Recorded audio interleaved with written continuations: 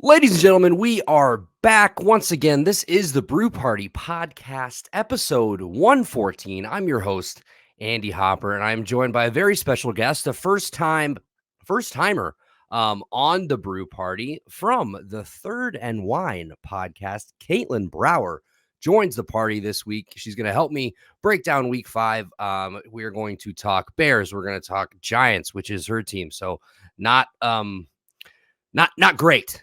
I'm sure we won't have a lot of great things to say, but super excited to have you here, Katelyn. How are you doing? Well, I mean, despite the fact being a Giants fan, I am actually, we're on a pod. We are, looking at each other right now. I am wearing some Alabama gear. So I think that's what gets me through the day, but they're still a little weird this season also. So despite the loss on Monday night, me being there in person, I would say I'm actually generally in a good mood today. It's been a rough day in the Giants world again, but I'm generally doing well. I'm happy to be here. I'm happy to talk football. That's my thing. So I'm happy to be here with you. I love it. And, luckily you root for a good college football team as well. I have my Illini are just not doing great this year. But I do get to go. They're playing Nebraska on Friday. So hopefully that's a win. I'll be in attendance for that one. Oh, that's great. Nice. Monday Night Football, though, you were there. Oh, I was. Oh gosh. Yeah. Yeah. It's just one of those. So I love going to games in person, and I'm more than fortunate. It was interesting. I was actually talking to a couple of coworkers on Monday as well, and I had to take a half day, obviously. So you tailgate for like the 5 hours and go into the stadium. A lot of people, were asking. I have coworkers all around the world, like, do you go to a lot of games? And I do. I think sometimes I take that for granted. I think a lot of people think going to a, professional sporting event is a big deal for them. And listen, but that's the thing too. Like, it is always a big deal when I get to go. Like, I got to go with my brother and my dad, and I love spending that time with them, at something, we both enjoy things like that. But it is always eye-opening when I do talk to people, a lot of the questions like, oh, really? Like, do you go to a lot of games? That's cool. And I was like, well, yeah, it is. But then obviously a game like Monday happens and you're like, is it that cool? I don't know. I totally get it. But I love what you said there. It is a big deal. I got to go to one Bears game last year and they played the Lions. Unfortunately, a loss at the very end, but it was still like one of like my favorite experiences I've ever had. So it's so cool to see you were there Monday. Result for you guys, not so cool. How much of a bitch is it getting out of there? Did you leave early? Were you there the whole game? Because they panned out. They showed a bunch of people leaving, and it just looked like a clusterfuck outside that stadium. Yeah. So I will say, what they show on TV, people like exiting, looks a lot worse on TV. Definitely people were leaving. Don't get me wrong. We left a lot later as opposed to like the Dallas game when it was 40-0, but it was also downpouring. Yeah. I always point back to like that funny picture I always post on social media of me in the rain in my poncho, like sad, like I made it on TV like years ago. That was against the Titans in like 2016. Not only was it raining, it was December. It was like 20 degrees. So under that poncho, I need people to understand, I was wearing a sweatshirt, an Under Armour, a long sleeve. I had 3 pairs of gloves on. I had like thermal pants on, like rain boots. So the poncho just makes it look like it was raining. Like, I was miserable and couldn't feel myself, but our seats were so good, I refused to leave. And they were just getting in that viral picture is the Titans. Derrick Henry had just scored like his 3rd touchdown in that game, I think. And I was just rolling my eyes hardcore, but I refused to leave. But I will say, so I watched obviously the Dallas game on TV. I was not there. I know a ton of people that were there that chose to leave at halftime. Rightfully so. Yeah.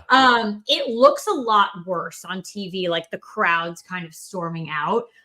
Leaving MetLife Stadium is never fun though. You leave in the first quarter. Everyone goes onto one highway. Like, there's only one way out. So it is a pain in the ass. There's multiple ways in. I don't know why there's only like one way out of MetLife Stadium. So it's not fun. You can go there for a concert. You can go there for a Jets game, anything like that. Like when the World Cup potentially is there in a couple of years, like y'all are going to have a really hard time getting out of that stadium. Yeah, they just panned out and they showed the highway and it just looked like bumper to It bumper. always looks like that. So it always looks like that. Sure. I've left when they're up by a certain amount, a certain time. I've left at the end of the game. I've left early if I've had another commitment, concerts, things like that. It's always a shit show leaving MetLife Stadium. I get it. That's so funny you brought up that picture too, because I've definitely seen that, the sad Katelyn in the poncho. She's sad now. I've posted it like every week thus far. You have she's to. A sad girl. And 20 degrees in the rain, that's essentially just freezing. That's like ice. Just I at that point. Yeah, I wasn't a human being. I will say though, so my sister and I had my sister's a teacher. One of her students at the time, her dad was working for the Giants. We were able to go on the field for warm-ups. So that was our key. Like that's what we were there for. And then we were going to kind of just like play it out. We had regular seats, but someone we knew didn't want to go and sit in the cold and the rain. And they had very good club-like seats. So they said, do you want to sit there? So I looked at my sister and I was like, listen, we're getting on the field before the game. Someone just offered us club seats. We're taking it. Yeah. And we're going. And the result of that was us getting on. I think the game was on CBS. And we didn't even have our phones on us. That's how cold it was. So we didn't bring anything into the stadium. Like nothing. We just couldn't be bothered by anything. We get to the car after the game and our phones just were blown up, both of us, with all the pictures, people texting us, things like that. So it was a little nice surprise after the game to realize that we were on TV, but we also got it blown out. So yeah, you got to take the good with the bad, right? So I will ask you, because he's my guy. How great did Devon Witherspoon look in person? Obviously against you, but 7 tackles, 2 sacks, 97-yard pick six. A couple QB pressures. Like, he was just all over the place. He absolutely owned the night, and I cannot say I wasn't up out of my seat yelling for him when he got the sack and the pick six. Because like, you got to understand, like, so this guy came to Illinois as a 0-star recruit. Yep. Didn't play. You mentioned him when you came on 3rd and 1. You spoke about him. Didn't play for basically 3 years, and just to see him a top 5 pick and what he was able to do, it was it makes me emotional. I'm happy for the kid, but unfortunately not great for your Giants. So let's just go right into some Giants talk, because we basically already are. Yeah. What's going on, Katelyn? It's offensive line can't block anybody. Daniel Jones hasn't looked great, but you really can't put it all on him. The defense hasn't really been able to stop anybody. What do you think is going on? You being there, you being so connected to the team. Yeah, it's so unfortunate and frustrating, because like, I wish I could tell you what was going on. There's no like clear-cut answer, I feel like, at this point, because there's so many just things that are not working for us. You mentioned the offensive line. You mentioned Daniel Jones. You mentioned our defense. I would also like to mention that our special teams is like, what we saw on Monday night is like the record book of like, don't ever do this on special teams. Like, it was literally like, just don't do this ever again. So there's so many moving parts. Like, I'm questioning the coaching at this point. Like, some of the guys, and I know they already said there's no management changes. I think there does need to be some changes, especially with the offensive line. Maybe their coach needs to get the hell out of here. I just don't think that. I think the guys want to be in New York. I think they really like Daboll. I think they want to play for him. I think they want to play for Wink. I think they, find joy and pride within each other. Because you see it. Well, Daniel Jones got sacked 11 times on Monday, and maybe 5 of those sacks were actually his fault. While he wasn't really throwing it down the field as much as we wanted him to, you still see the fight in him. We still see some sparks. You see Kayvon Thibodeau finally doing something on Monday. But that's also something that I struggle with as well. Why did it take you this long to finally just explode? You need to be our explosion. And I don't want to fall into that rut where you explode one week and then now we have to wait 4 more games for you to do something again. You need to be the guy why we took you at that spot. I don't think he's a bust. I think Evan Neal is another story, and there's a lot of drama going on today with Right. Evan Neal. I'll briefly make a comment on that. I've not tweeted about it because I don't want, so here's my thoughts of what I make of Evan Neal's comments. And this is like brand spanking news, is fresh out there.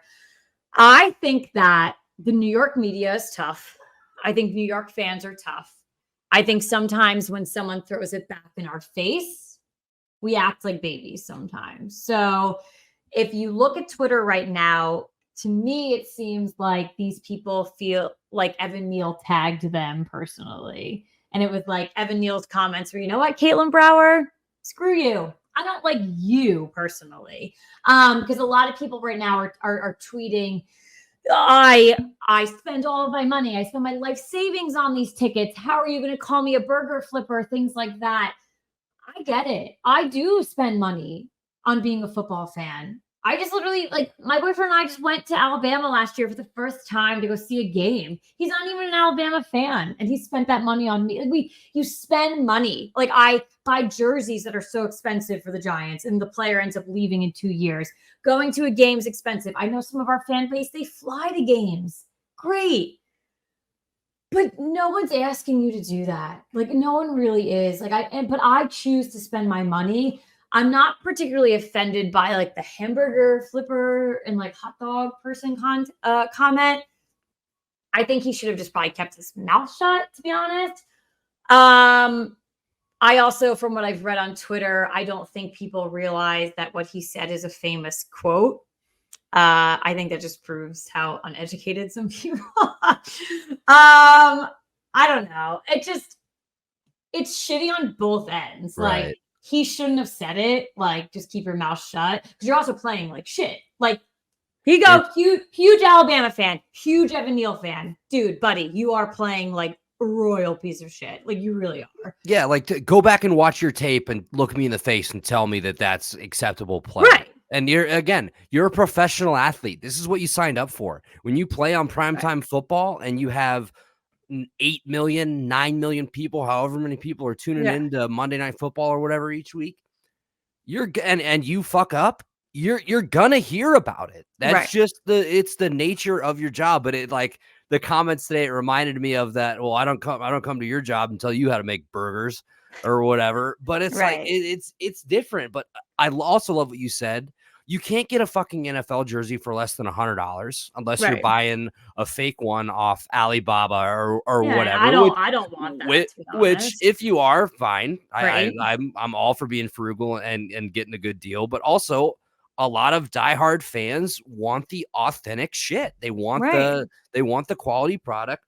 So 100 plus for jersey, 100 plus to a ticket to get into the game. At least for the Giants, New York sports are always going to be expensive. Yes. The Giants literally could have the shit ass season that they're having right now. The most expensive, the cheapest ticket next season is still going to be $90. Like, you need to realize that. And like, that's 400 level. That's nosebleed. Yeah. Like, come on. These people, like, I love what you said. These people are working 40 plus hours a week, and what they decide to spend their money on is to come support you. And come support the team that they love.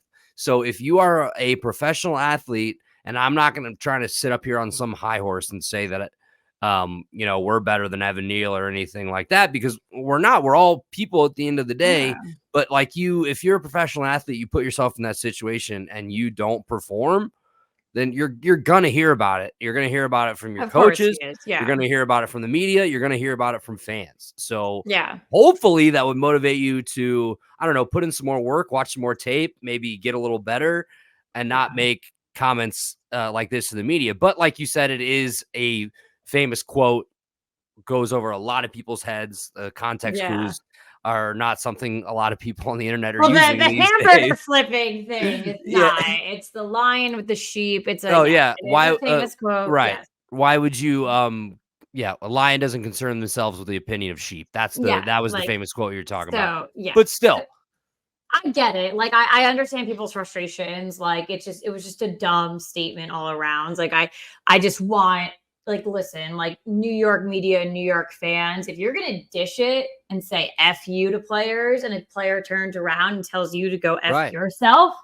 back, you better grow up and kind of grow a set and accept that, because you got to be able to take you're the one putting it out there. So take it and stop being a big crybaby about it. So it's both sides. I love what you just said there. The fans, we tend to, especially when you talk about somebody's favorite team or whatever, tend to be very butthurt. So I mean, he is allowed to clap back, like you said. So it goes both ways, but we'll move on from the Evan Neal stuff. But I had to ask you about that because that was, of course, in the news today in real time. So the DJ contract, so he's what? Yeah, it's 160 million, 180 million, something like that. Like 40 mil guarantee, I think. Yeah. Do we get a little worried about this now that you have so much money committed to him? And again, there are injuries on the offensive line. Yeah. It's not all what I'm sure what they were expecting it to be, but after a performance like that and the slow start, you kind of start to wonder, why you're paying this guy so much money. And if you're paying this guy so much money, why the fuck aren't you protecting him? Why are you comfortably trotting out the terrible offensive line? Just like it's the same thing with the Bears. If you're trying to groom Justin Fields and make him what you want to be, why are you not putting anything in front of him? Yeah. So I'll go back to like what I was saying prior, like preseason, like prior to the contract. And I know people will now bring up Saquon Barkley because he's out. And once he's in, it's going to look so much better. Like we should have paid him over Daniel. Where we are in the NFL right now, you need a starting quarterback. You can't be having a guy that maybe is going to make it 2 to 3 years. Like if you're locked in, you got to pay that person. Running backs right now are so devalued in the NFL, and a team isn't going to chalk up $40 million guaranteed for a running back, no matter who you are. I don't care if you're Derrick Henry. I do not care if you're Christian McCaffrey. They're getting big deals, but right now it's a quarterback world. And the last thing teams want is to be stuck to where they're the Washington Commanders, where they've had 15 quarterbacks in the span of 7 seasons, maybe. No, you look at the Jets, they thought Aaron Rodgers was coming in and being the guy, but now they're back to Zach Wilson, who had a little bit of a spark this past weekend, but you're still a huge question mark there. The Giants had Eli Manning for 16 seasons, didn't get hurt once. That familiarity and that comfortability with a quarterback right now is critical. So that's why they went all in on Daniel Jones. And I think it was rightfully deserved at the time. I think right now we are running into a situation where people should be questioning why we made that decision. Just from a monetary standpoint, I think it was a lot of money. It was a big contract. And then just the decision-making that we're seeing on the field right now. I still think he is the guy. I have confidence in Daniel Jones. I'd said earlier, we're still seeing that fight in him. Despite the fact being sacked 11 times, despite the fact that there was a guy open, he's not throwing it down the field. You want to know what he's doing. I still think there's fight in the kid, and I still think that he just has true, natural football talent also. That's kind of hard to find these days. I feel like we see a lot of players that have very, very niche skill sets that are, cool, and they can do trick plays, and they can do really cool things up and down the field. They're super fast, like a guy like Jalen Hyatt, unbelievable, super, super fast kid. But is that his only talent? I don't know. So, but there's other players in the league too that can do one-handed catches, do really cool things, can run past a million people. They're just strictly, going in and sacking the quarterback. Those are the only real true talent. Daniel Jones to me has true football talent, up and down the field. He's tall, he's athletic, he can run through people. He does have a cannon, he can throw it. He can make good decisions, but right now, I think it's that decision making with him. I'm struggling to understand why certain things have been happening over the 4 games, specifically with Seattle. So I know that was a long-winded answer, but that's just kind of what I'm feeling right now. I love it. I love it because I'm connecting with a lot of the things you said, because it feels very similar with my quarterback, Justin Fields, because he's shown these flashes of how good he can be. And, basically 90% of the game, this last week he was perfect, and then just had 2 turnovers that you just look and you're going like, what? How does that How happen? does it happen? It just doesn't Right. make sense. And so yeah, I mean, I totally get it. We saw Daniel Jones getting, I don't want to say lit up by Brian Daboll walking off the field, but there were a Oh, he couple of was times multiple times. It was multiple times. they show him, they cut to him walking off the field, and they cut to Daboll, and after the interception, it was literally, "What the fuck are you doing?" Or like, "What the fuck was that?" Yep. Daboll, he's a guy that I believe in. He's a guy that I really wish the Bears would have hired. Right. If I'm being honest with you, but coach of the year last year, you guys had a great year. Slow start like this. How much of this is on Daboll? Like, has the shine kind of worn off of him a little bit? What are your thoughts on the head coach? Yeah. So, I mean, I think one of the interesting differences from last year to this year is that we would see that spark in Daboll, but it was like that, like kind of like he got mad when you did something wrong last year. And then things would kind of switch and it'd be like, yeah, like he needed to go yell at a guy to us get fired up and go out and make a play. Switch this year is that he's getting very mad and you're seeing it. He's not just yelling at Daniel Jones and we're just progressively going downhill. Is that on him? I don't know. But I will tell you that, I mean, I'm not a professional football player, but Daniel Jones is a quarterback. I played lacrosse my entire life up until I played all through college and I was a goalie. And getting yelled at after the game is on you. So in the NFL, the quarterback, the game is on you. Right. No matter how many people are on the field, offense, defense, most special important teams, position in professional sports. You are the person. So every other sport, if you want to look at other players, you look at the pitcher, the catcher, look at the goalies, things like that. And I've had many instances where you walk off and you're the problem. And you're just having someone right here screaming at you and telling you you're the problem. Thank you. Yeah, I know. I get it. I get it. Like, I'm going to just go here.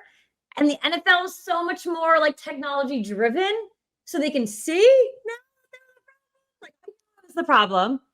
I'm walking off the field. You're telling me I'm the problem. And then I'm going to go look at my little Microsoft Surface and I'm going to see that I'm the fucking problem. So it's a lot. And again, these people signed up for it. Like we said earlier with Evan Neal, they signed up for it. This is what is going on. So like, I don't know. People are going to bitch about that sequence too. But I've been in so many situations where I'm just like, fuck off, honestly. Like, just let me walk. I know I'm the problem. I know. Like, let me just like, give me a minute. And I think Daniel Jones is seeing it. Like he just like, obviously they like showed his face a couple times, like in the stadium, like zoomed in, like he's just, like you guys got 2 straight quarterbacks that just may or may not have the dumbest faces in the NFL. Well, the funniest thing that I heard on the radio this week, and not a lot of it's been funny, was that Eli Manning, every time he got hit or something, would like shrug his shoulders or like make a movement to know that he was physically still alive. Like Daniel Jones just like gets up and he's just like a scarecrow. Like you don't know if he's living, breathing, or anything. Like he gets hit and you're just like, I don't know if he's alive or not. Like Eli would like shrug it off or like wipe something. Like you would know he's making a physical movement to show you that he's alive. Jones is just dead body. I think that's part of why Daboll gets like that fired up though, right? Because he's trying to like light a spark in but we've seen Jones's ass. Jones though. Yeah. He had more emotion, I think, than Eli did in some parts. Like we've seen that excitement come out of him early in his career. I just think that we need to see some like anger, like you just said, that spark. So, I mean, I don't think anything's worn off of Brian Daboll. I would like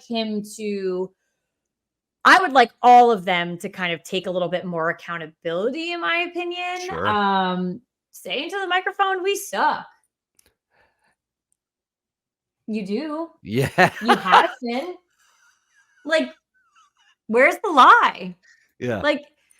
Like we've made some like really shitty decisions. Like Wink Martindale last week talked about how the Giants can't make a tackle, but he didn't say that. He just said, we've been working on some tackling moves. No, come out and say an actual NFL professional team doesn't know how to make a tackle. 2 hands. You got to bring them down, guys. It's not a one-hand slap. It's not, let me try to go grab them. It's two. You physically take the human being down. That's how you tackle. Mm-hmm. I mean, I love that. You have to have accountability. I mean, it's just the same as like, You if can say yourself that you did something bad. You can do that.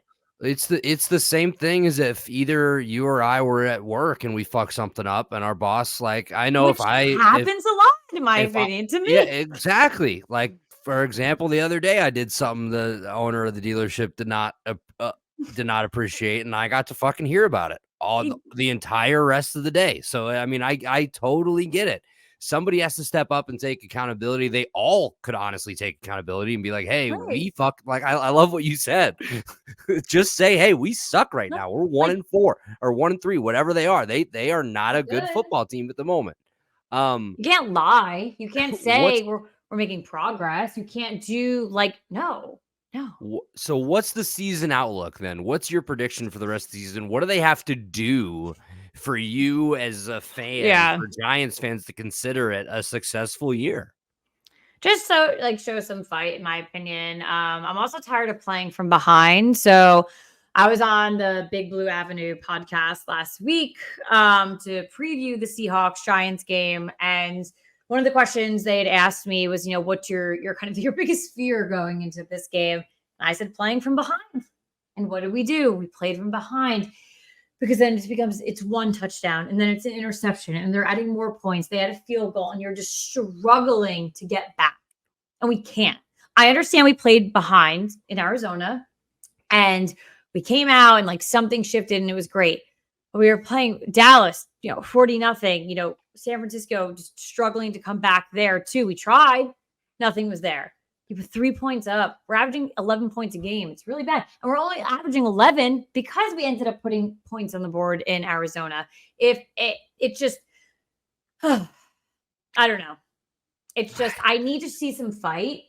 We could go, I think I was 9-8 or 10-7 going into the season, thinking we have a really long road ahead of us. Very long, especially these next 2 weeks with Miami and the Bills. I think that, some people might jump through the, their podcast outlet and strangle me. I think the Bills are more beatable than the Dolphins right now. Because I think Josh Allen is pickable and the Giants have been thirsty for a pick. And I think that they can get it. I'm just very scared with how fast Miami's offense is. I don't think we have any talent that can compete there. So that's my reasoning for those two games, but they're still most likely going to be losses. But if there's fight, I'm not going to end those games sad or upset. I think I picked those as losses going into the season. So yeah, for me, for the season to be successful has nothing really to do with wins at this point. I just need to see some fight in this team. I'm in the same boat. Yeah. 100% with my team in Chicago at the moment. Just show some level of competency, like you want to be there. Right. And I can just, we're very similar here so far this season. I said at the beginning of the year for the Bears, it's look, you won 3 games last year. We're just happy to be here at this point. Win 6 games and you're ecstatic, I think. So now through 4 weeks, if the season were to end right now, the Bears would have the first and second overall pick. The talk is Caleb Williams, and potentially Marvin Harrison Jr., which I think no matter what happens, you got to try to get Marvin Harrison Jr. I don't necessarily know. I just don't love the idea of giving up on a quarterback who you really haven't seen play through 2 full seasons yet. But we'll talk Bears real quick. Sure. Because Eberflus has been in the news. There is a rumor that if the Bears are to lose on Thursday Night Football to Washington, which they will most likely do, that Eberflus will be fired. Okay. Because so they've lost 14 in a row. They have not won since October 24th of last year, which coincidentally is my birthday. So 14 straight. So if he loses Thursday, you're comfortable firing him because it takes 15 straight losses to figure out the coach fucking sucks. He is 3-18 as the head coach of the Chicago Bears. Through 21 games as Bears head coach. Let's just compare him to a couple of the previous head coaches. So Matt Eberflus is 3-18. Matt Nagy through 21 games was 15-6. Obviously, a lot different situations with the rosters they inherited and the teams they're coaching. But just for an example, John Fox, 7-14. Similar situation here as far as the roster construction. Mark Trestman was 10-11 through 21 games. Lovie Smith, 7-14. Dick Duran, 9-12. So, I mean, he's 4 wins away from the next closest guy. It's been an absolute dumpster fire. You go and hire a defensive head coach. You're comfortably trotting out the worst fucking defense in the league, or one of them, because you could make an argument that the team they just played, the Broncos, have the worst defense in the league because they're not great either. Right. So you start the year, there's no offensive identity. You're handcuffing Fields. You're really not letting him do anything. Finally, he has his breakout. He looks fucking awesome. He's perfect. Yeah. No incompletions in the first half, 3 touchdowns. Third quarter, they kind of slow down a little bit, but he scores another touchdown. You're going into the fourth quarter, or the very end of the third quarter, I believe, is when the Broncos scored their second touchdown of the game to make it 28-14. So for 3 quarters of this game, essentially, you're up by 3 scores. And you just completely fall apart. You let the Broncos, again, it's not a good team. It's not like they were playing Kansas City again, right? You let them score 24 straight and you blow a 21-point lead at home in a game that let's not kid ourselves. It's not a must-win game, but it is a situation where you're coming in, you win this game, you make your players feel a lot better about themselves and build their confidence. You make the fans feel a lot better about the team because you're like, oh shit, okay, maybe we're not total dog shit. You make the coaches feel a little bit better, like, all right, maybe we have something that works here. But no. Yeah. So I guess I just don't understand, like, what else do you need to see from this guy to figure out that he's not it? Let's point to when the game is tied 28-28, the Bears have the ball in the red zone. If not in the red zone, they're on like the 22 or 25 or something like that. 4th and 1. Instead of kicking the field goal to go up by 3, they trot the offense out there and they let the clock run all the way down and they try to get the Broncos to jump off sides. The Broncos don't jump. So you think, okay, they just tried that. They used their last time out. Time to go kick a field goal, right? Nope. Let's go for it on 4th and 1, which I'm okay with, by the way. I get the logic behind it. You go for it on 4th and 1. There's like 1 minute and 40-something seconds left, 2 minutes left in that range. You get that first down. You can, run the clock down even more, kick a field goal at the very end and win the game, or go score a touchdown and force the Broncos to have to match you with a touchdown instead of just kicking a field goal to take the lead. So take the timeout, come out on the field. They're in shotgun on 4th and 1. You need 1 fucking yard and you don't go under center and do the Eagles tush push or even a QB sneak at that. Well, listen, count your blessings because the Giants did the tush push and 2 people got injured off the play. So fuck that. Yeah, it did not work out for the Giants, but I'm just saying a similar play like that. Justin Fields is 6'4", 225.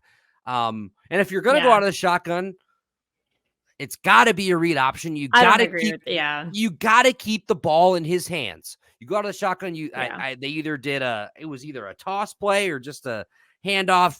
You get stuffed at the line of scrimmage, barely makes it to the line of scrimmage, and they turn over the ball. Denver goes down the field, kicks the field goal. Fields gets the ball back, get a couple first downs, interception, game over. Broncos win, 21-point comeback. It's just, there's nothing really more to say. Like, they just are what they are. They suck. So I guess my question for you, as somebody outside the fan base, What do you think? Like, is it preposterous that he still has his job? Do you think it's time for him to get fired? What would you do if Yeah. or what would you want if you were a Bears fan? I mean, I definitely don't 100% agree with the firing happening right now because I want to play devil's advocate with you a little bit. Oh, Um, you mentioned early in the game, obviously you saw a spark from your team. You saw it from just Fields. You saw, he hit it off with Cole Kmet. That was huge. A great, really good connection there. I understand that it fell apart at the end, and I was shocked, honestly, watching that game kind of just fall to where it ended. Um, but how confident are you that the spark continues if they choose to fire him after Thursday night? And what if there is a spark on Thursday and you do win? That's the problem with the NFL. We're so quick to judge when something you're right. happens. I think of It the is. Jets and Joe Namath now saying, I'm so sorry that I said Zach Wilson was shit. Guess what? Zach Wilson's going to play like shit again this weekend. Yeah. Everyone's going to go back on it and be like, oh my God. So that, and I'm not blaming you for being frustrated. You should be, because you just read out the entire stat line of coaches in the past, what he's done for your organization. So I'd be frustrated. But I'm asking you, again, playing devil's advocate, who replaces him if you choose to fire him after Thursday? And do you feel confident that the spark will still be there? Okay, Or so could be there. Could be if there. so I actually saw this on Twitter today. Somebody mentioned Bears fire him and go the Colts route from last year and Oh, fuck. No. bring in Olin Kreutz as the former player. So I don't, but that's a No. great point. Who is the interim? Because Because that's a the big defensive deal. coordinator, Sometimes it works. Interims work sometimes, but that's why Ed Orgeron, yeah. the best interim head coach of all time. Who would be? It's the defensive coordinator, Alan Williams, is gone because of whatever's going on. I don't know what's going on. happened with him. Do you promote Luke Getsy, the offensive coordinator, who everybody's not very happy with either? Exactly. Is it the special teams coordinator? Like who takes over? That is a great point. So I will give you that. And something I will point out, I don't believe the Bears have ever fired a coach mid-season. So kind of the thought is, I think it's too early still, too. And again, I understand it's not like it's for it is. I still think 5 weeks in is too early. Now with the extra game, now we always have to think back to that. We have an extra game now, things like that. So, and I like what you said. The NFL is very much a "what have you done for me lately" league. They want results, every week, every day, and every they want second. them. They want them right away. Again, it's the front office. It's also the fan base. It's that we want that instant satisfaction. People are not patient. They don't want to wait. And I'm a guy that I realize you can't fix the Bears' problems just overnight. You can't. But when it just looks this incompetent, I get it. I get it. It's very, very tough to root for. But you do bring up a good point. You have to have a backup plan. Who the fuck do you bring in, and is it going to get any better? At this point, you keep him on the rest of the year, keep losing, because who are you losing for? You're not taking Caleb Williams. I don't think you should. So they'll have to decide if they are going to get rid of that pick up the 5th-year option for Fields, or if they try to wheel and deal him somewhere. I don't know. I don't think you would or should do that. And I'm not a Justin Fields truther. Mm-hmm. I'm a big Justin. I'm a guy. I'm still looking to see from him. In no way you can go back to preseason 3rd and Wine. You can go back to the Real Football Fans in New Jersey, the old podcast I had. I don't think I've ever been, in Justin Fields, corner. Because I'm still just waiting and still looking. And we saw a lot last week, which I was impressed with. Because it's tough because he hasn't done himself a bunch of favors so far this year. This was the best game he's had. And similar to Daniel Jones, I don't believe it's all on him. You go back and you watch these games. His protection is shit. He has no time.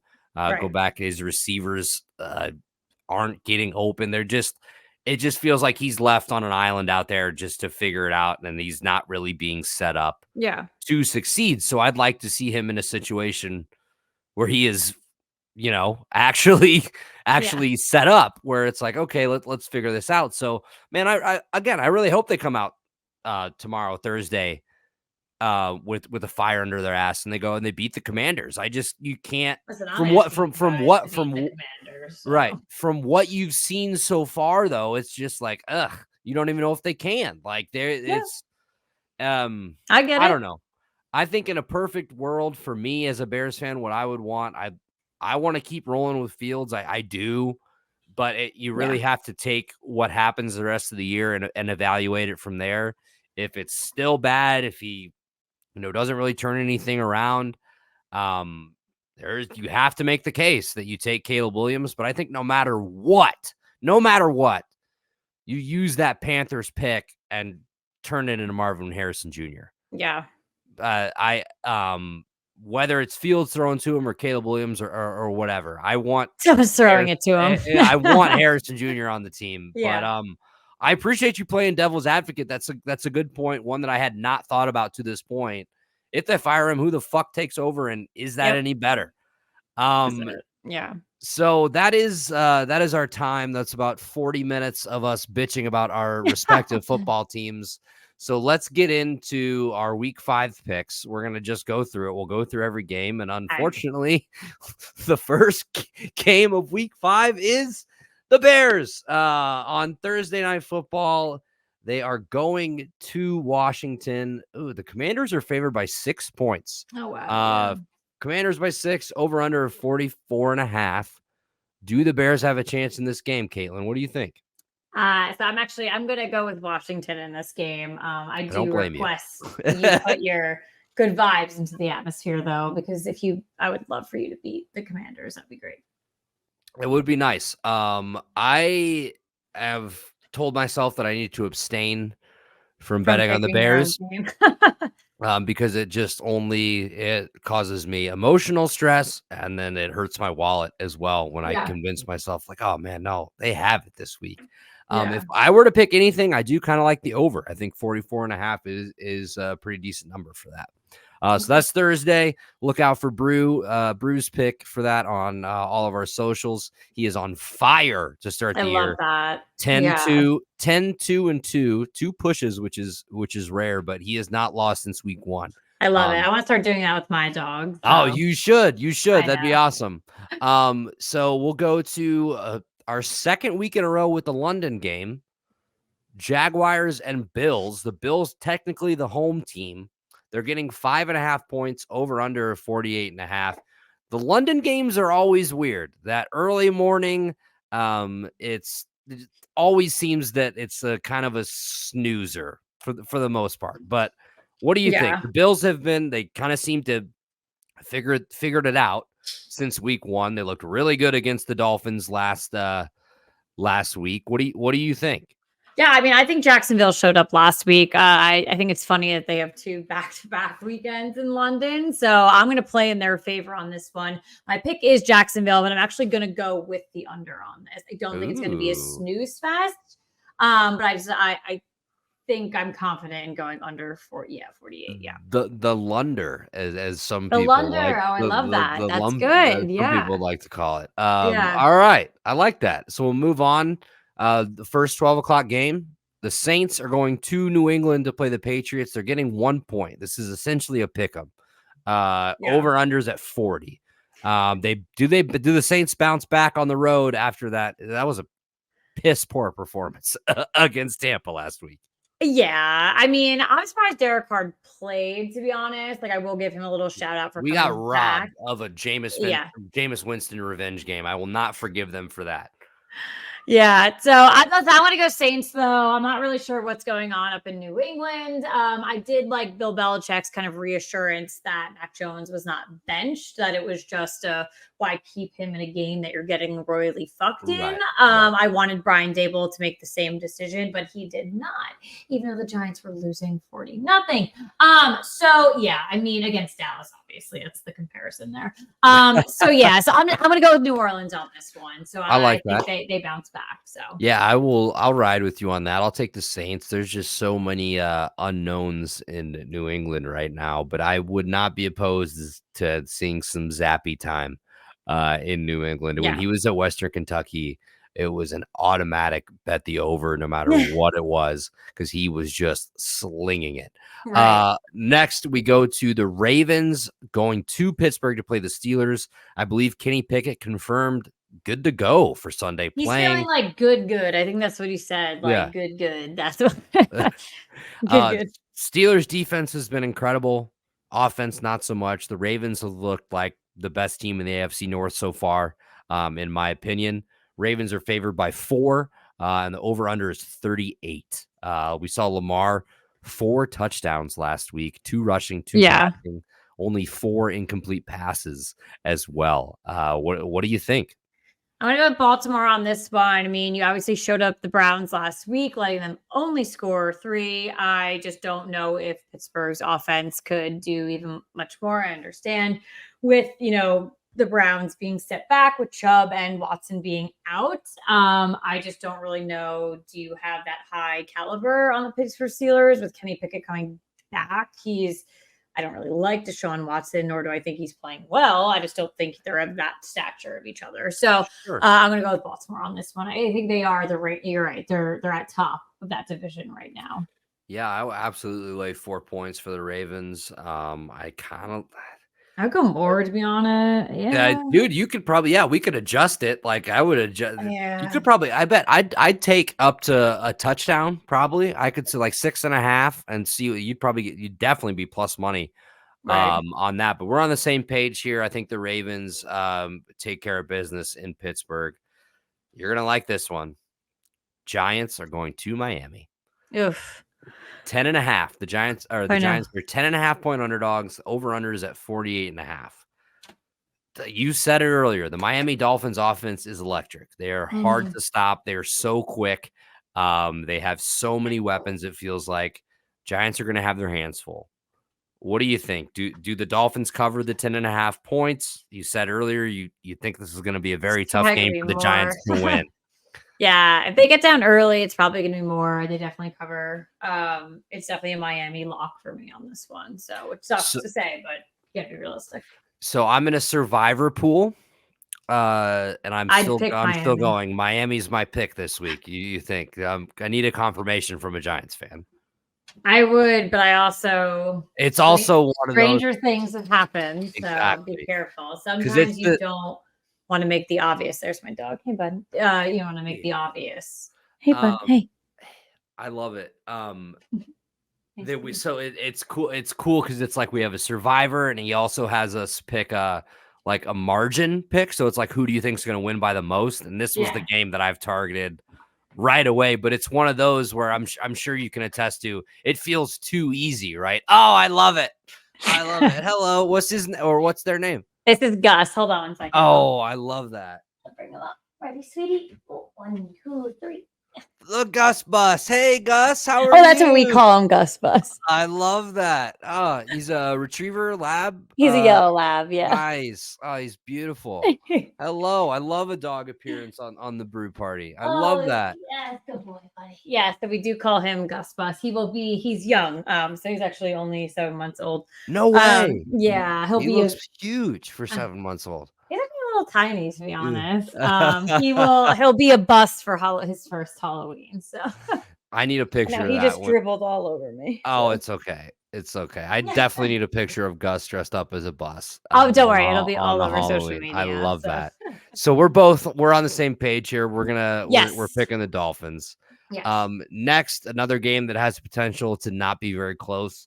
Carolina going to Detroit. Lions are getting 10 points. They're 10-point favorites. Over under is 44.5. I like the Lions here. I also think the over is not a bad play as well. I don't know. I have Detroit. I'm going to go under on this. And I think Carolina will put up a decent game against them. I am very much in favor of Detroit, though. Okay, I like that. We'll go head to head there on the over and the under at 44.5. The Panthers, it's crazy to say that they might be better with Andy Dalton under center at the moment. I don't know. I don't know, but Bryce Young just has a lot to adapt to in the NFL. What obviously people need to realize is that Alabama quarterbacks are blessed with amazing offensive lines. Exactly. Even if they're having a down season like they are this year, their offensive line is a little questionable, but Jalen Mills is still going to do great for them. They breed linemen. Right. So Bryce Young was very much blessed with that. And we've seen just, Jalen Hurts had to figure it out. Mac Jones still figuring it out. We're finally in a spot where, and obviously Tua we're figuring it out.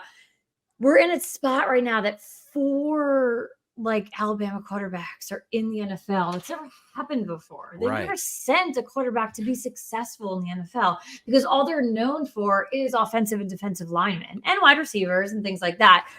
But the fact that we have 4 out there, but they're getting that true test of shit, I've got some big boys coming at me and my offensive line kind of sucks. They're not used to that. So I think he just needs some getting used to. I maybe in it. I don't necessarily agree with you on Andy Dalton being the better under center guy, but it might just take some time. Yeah, no, again, do I think they should be playing Andy Dalton right now? No, I think that what Bryce Young will learn playing and getting the reps will be greater for him going forward, or more beneficial for him than him sitting behind Andy Dalton. I'm just saying, with the one game he did play, he had 300 yards passing, and he actually didn't look. Yeah, I also think he knows how to deal with a shitty offensive line. Exactly, well, so, and that's but it's like you said. He has, he's been in the league for 14 years. That's a lot different than Bryce Young's played 3 games. Exactly. Right. And you're not going to figure it out overnight.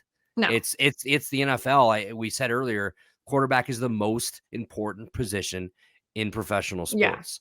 No matter how he played at Alabama, that's the highest of the high level you can play at college football. Mm-hmm.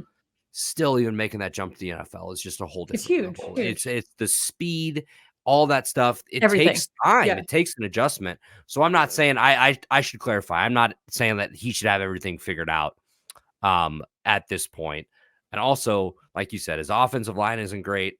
The team overall isn't great. It's not necessarily like they're trying to win a bunch of games. No, and it's no surprise. At the moment no one either. thought they were going to be exactly. And let's be honest. I want them to lose every game. I want the Bears have that draft pick. I want it. I want it to be as high as possible. Of course. So I'm super high in the Lions this year. I think they're easily the best team in the North. I love them. I love it. They excite me. I love it. I feel like at this point they are far and away the best team in the NFC North. I'm having fun watching them. So me too. And it sucks to say as a Bears fan. I don't care if they're in the NFC. I'm having fun. I'm having fun. Because it's they're the lovable losers, right? They're oh, the Lions haven't been good since when? So it's nice to see those teams get a turn. Right. And especially the way Jared Goff was kind of just thrown away by LA. It's it's such a good it is story. It's a good, I like him a lot. Yeah. I think he's better than he gets credit for. Yeah. So we'll move on. Texans, Falcons. Texans looking a lot better than a lot of people thought they would be at this point. Falcons at home, favored by 2 points, over under a 41.5. Can the Texans keep this streak going against Atlanta? I think so. I'm picking the Texans on this one. Oh, I love it. Plus 108 on the money line. I think that is definitely worth a look, especially because Atlanta, they're coming back. They played in London last week. They're coming back from there. They've got to adjust to the time change. I'm sure the practice schedule is not 100% the same as it would be on a normal week. CJ Stroud, they're letting him sling it all over the place. Mm-hmm. I do think it's not the best thing to have your rookie quarterback throwing 40 times every game. I agree. But also, he's looked really good. He has. I will give him that. I am not, a believer. I will give him where credit is due. So I like it. I like it. And sometimes you just got to tip your cap and be like, you okay, do. I get I it. have. Yep. All right, next we'll go to NFC South matchup. This is the last noon game on Sunday. Tennessee going to Indianapolis to play the Colts. Tennessee favored by 1.5, over under 42.5. Tennessee coming off a beating of the Bengals, which I didn't I really know. see coming, but it's Makes me very feel less bad about myself, to be right. honest. It's very clear though that Burrow's not all the way there. I don't know what's Tennis, going on. Yeah. but Derrick Henry kind of got back in his groove. The Yeah. Colts I was very shocked they beat the Ravens. I picked the Rams last week to beat them, but credit the Colts for taking them to overtime. What do you make of this game? I'm going with the Colts on this one. I thought Tennessee did come out strong last week. We did finally see that big game from Derrick Henry that many people, including fantasy owners, have been waiting for. Right.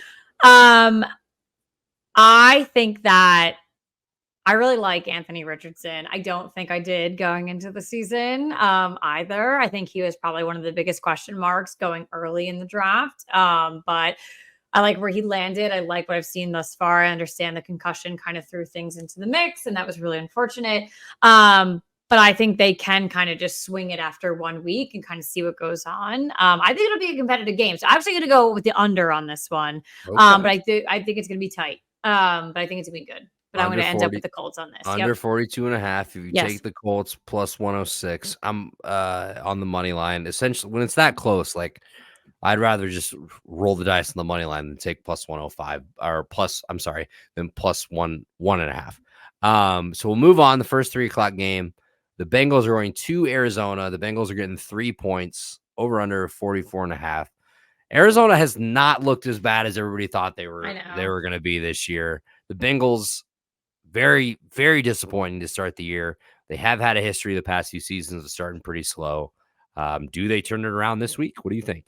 I don't think so. I'm going with Arizona on this one. Dude, you are all over the underdogs. I love it. Hungry dogs run faster. We gonna go through all the picks, see what other underdogs you have, but you might have inspired me to throw in a little underdog money line parlay here, Katelyn. Do it. I'm so in on that. Cardinals plus 128 on the money line. I'm looking at FanDuel, so depending on what book you guys use, it could be different. Man, this screams like to me, my dumb brain. It's like, oh yeah, Cincinnati. They're definitely the better team here, but Arizona, I couldn't pick them. I just don't. They're frisky and they're at home. And the start of the year, I'm like, oh, Josh Dobbs is the quarterback. Like, what? I don't mind it. I don't mind it. He has not been that bad. No. To start the year. So until you play him firsthand, you really won't know. It's just like right. And with the Giants playing him, I was like, what the fuck is going on? Yeah, what is happening? And also too, to remind myself when we were playing them, I was like, oh yeah, was he get drafted out of Tennessee 4 or 5 years ago? And I was texting a friend. He was like, Katelyn, no, motherfucker's been in the league for how long? And it's not from. I was like, I had to remind myself who he was. Right. But I love it, and I feel bad that I had to do that. Shit, on me for that. I just whatever. That's just where my mind went for some reason. 4 years ago. It doesn't feel like he's been in the league that long though. Feels like he looked good in orange. I don't know. It's what I was thinking. I don't know. I get it. I 100% get it. So we'll move on to the next game. The Eagles are going to Los Angeles to play the Rams. Eagles are 4.5 point favorites, over under at 50.5. Rams, another points, yeah. I know that's so many points. Another team, the Rams, that a lot of people kind of wrote off to start the year. I'm still not 100% on them. I don't know. I'm not going to say they're world beaters. I'm not going to say they are Super Bowl contenders, but they definitely, I'll give them credit. They're better than I thought they were going to be. I'm not sure of Cooper Kupp's status. I think he might be eligible to come back this week. I don't know if they've announced anything. I think they said that he was not to play this weekend, but to start Back like to practice. practice. That Yeah. makes sense. Yeah. Eagles coming in, they're undefeated. Obviously went to the Super Bowl last year. Do they go to LA? Do they cover the 4.5? What do you think, Katelyn? Yeah, I'm going Philly here. I just need to obviously last week, very close game with Washington. And not just if you're going to be that, you know, repeat Super Bowl team, you need to not let things like that happen, in my opinion. Their defense, I think, has been the biggest question mark over the last 4 weeks. You don't want to, fall to a team like the Rams that could potentially put up points to you. Like you said, that was 50, what was it, 51 and a half? 50 and a half. 50 So and a yeah. half, that's a lot. So I think that kind of shows what we've seen thus far with them, but I'm still going to choose them. I just, you got to see some shaping up there on the defensive side of things. Yeah, I'd definitely be on Philly here as well. I like what Puka Nacua has been able to do so far. I mean, who Yeah, definitely hasn't? a fan favorite. Tutu Atwell's been pretty good for them as well. And I'll credit Matt Stafford for being I don't like able. Matt. I don't. I mean, I'm just he's not not like a. he's not my favorite, but like, I'm just not just I'm not a believer. I get you. I get you. And you look at what he did in Detroit. Obviously, he does have the Super Bowl ring with the Rams now, but I'll just credit him for kind of keeping the offense moving and looking the way they have, without their number one target, with a new running back and taking the majority of the snaps, and Kyron Williams as well. So let's move on. We'll go Kansas City. They're going to not Miami, to Minnesota. They're only favored by 4 points, over under 52.5. Another one, a lot of points. The Minnesota defense has been not great to start the year. I think it was Byron Murphy has said he's going to be trash talking Kelsey about Taylor Swift throughout the game. So we'll see how that works. But I think Kansas City covers fairly easily here. Yeah, I was laughing about the Taylor Swift thing, which is just another story. We won't get into that tonight. I'm gonna go Kansas City on this one. I will say though that I'm not going to watch the game. So yeah, this will be one I'll probably be tuning into Red Zone at this point. And but honestly, I'm not even gonna do Red Zone, to be honest. So I can't. I'm just gonna. I guess I'll get New York and Dallas at this point. So I'll tune into one of those games. I love it. So next up, we'll go the Jets and Denver. Yeah. The Denver Broncos at home are favored by 1.5 against the Jets. Over under 43.5. I kind of love the Jets money line here, plus 110. I think they're the better team. I'm going with the Jets as well. I agree. I'm a little surprised actually that the Broncos are favored, but I actually think this might be like maybe the worst game of the week to watch. So. And that's coming from a Giants fan who's playing. It's not one that I'm gonna be sitting down. Well, I'm probably gonna be watching, wanting to fucking tune into for sure. Well, actually, I'll probably get Minnesota, Kansas City. Yeah, that'll probably be mine because because my region where I'm at. But yeah, I'm not signing up to tune into that one for sure. Nope. So we got 2 games left Sunday night. This actually, I said it on, I did a guest appearance on the Slick Back Kickback Report with Fonz DeFalco this week. Go check that out on his channel. We were talking about Dallas and San Francisco. I think this is the game of the week. Yes. San Francisco hosting. They're favored by 3.5, over under of 45.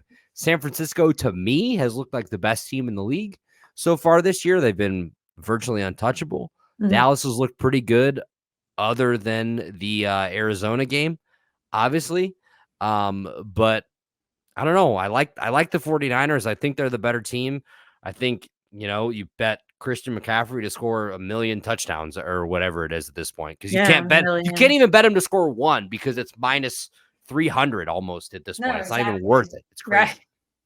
Yeah, I'm going with San Francisco as well. Coming off, playing them, both teams at this point, even losing 40-0 to Dallas, I still think the Niners are a better team, and the Giants kept up a little bit with them.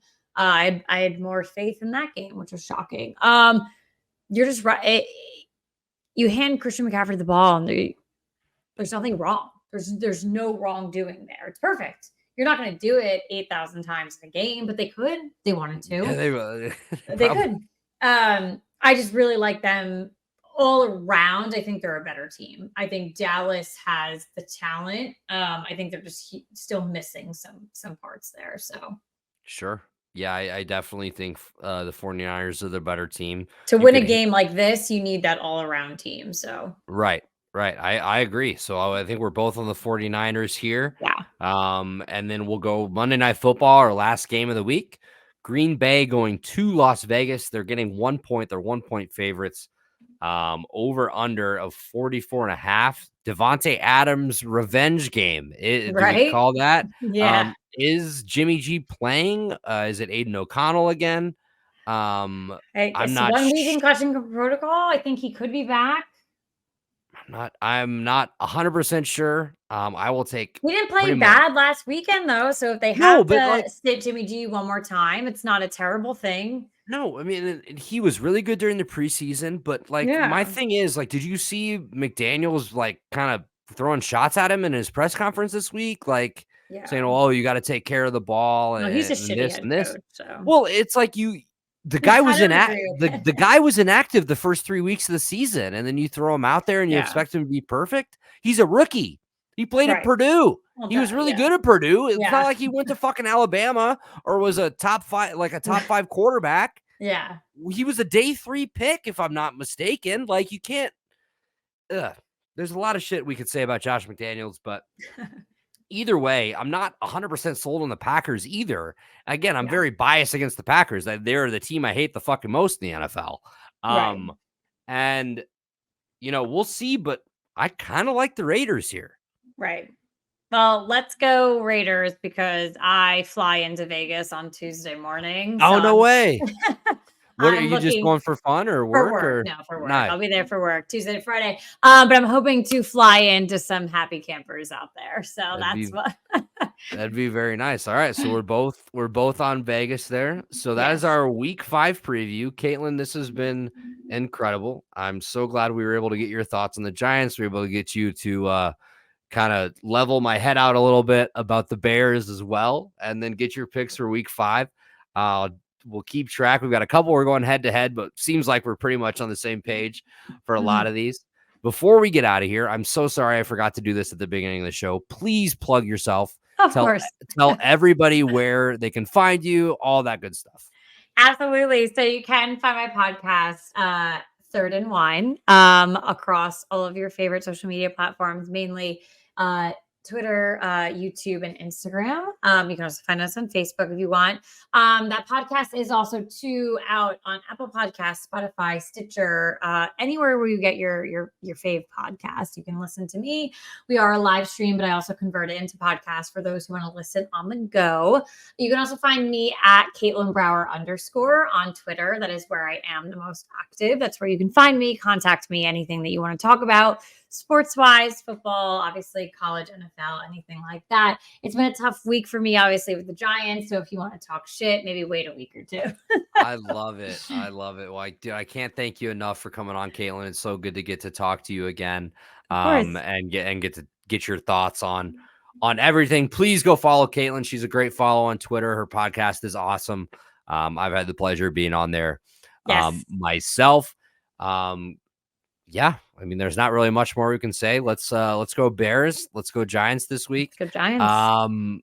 Yeah, this has been episode 114 of the Brew Party podcast. Please give us a follow on social media if you wouldn't mind. We are on Twitter, Instagram, and TikTok at the Brew Party. We're on Facebook at the Brew Party podcast. You can find this video on YouTube, youtube.com/the Brew Party. Like, subscribe, comment, tell a friend who tells a friend, tells a friend. Tell us what you think about our teams. Give us your comment on the Giants or the Bears. Tell us what team you like, what team you want to hear about. Tell us what you think about our picks, who you like this weekend, anything. I am all ears on that. www.thebrewparty.com. We've got merch now, baby. We're back in the merch game. Go to our Etsy shop. It's available 24/7. We'll ship directly to you. Etsy.com/shop/the brew party. I got quarter zips, hoodies, t-shirts. I got dog bandanas and dog hoodies. Fuck, I got everything. There's so many things. There's 40 different items on there. Go check it out. That's the best way to support the show. If you like what you hear, join the party. We'd love to have you. For Katelyn, I'm Andy. This has been episode 114 of the Brew Party podcast. Wishing you a great weekend of football watching. I hope all of your teams win, especially mine, though. I just want Illinois and the Bears to win. Other than that, I could give a fuck. But, I'm being nice. Thanks for watching. Thanks for listening. Wherever you choose to do so, I appreciate it.